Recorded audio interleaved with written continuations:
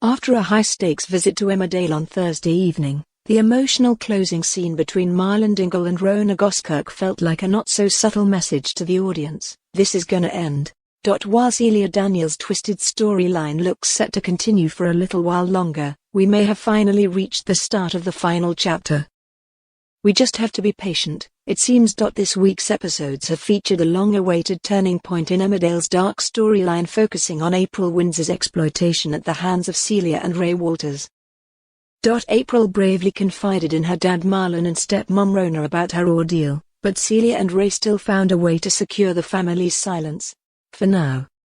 Listen to me, Marlon told Rona as they reflected on a devastating day. I accept, right now, in this moment, I don't know what to do. But if we can protect April and Ivy and Leo, we can at least keep some control. He added, we're gonna get her out of this, Rona. Whatever it takes. Whatever we have to do. This is gonna end. It was a hopeful moment that was needed after such a bleak, yet powerful, episode in the long-running storyline.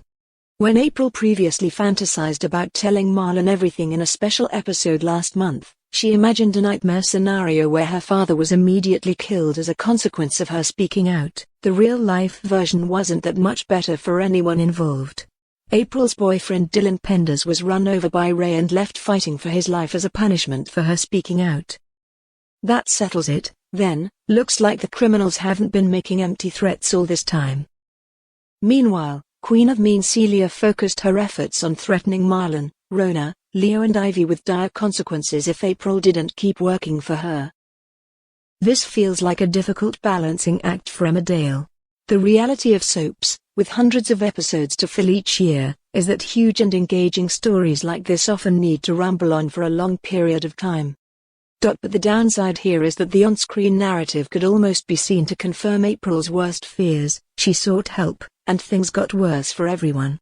Soaps love to highlight the real-life charities and organizations they work with when developing issue-based stories like this. The message is nearly always to reach out and seek support, so it's tricky if the journeys we see on screen show negative consequences when someone speaks out.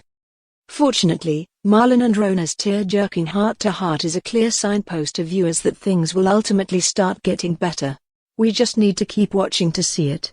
And from Marlon and Rona's perspective, they've clearly made a mistake by choosing to tackle this alone rather than cutting through the manipulation and contacting the organizations that can help.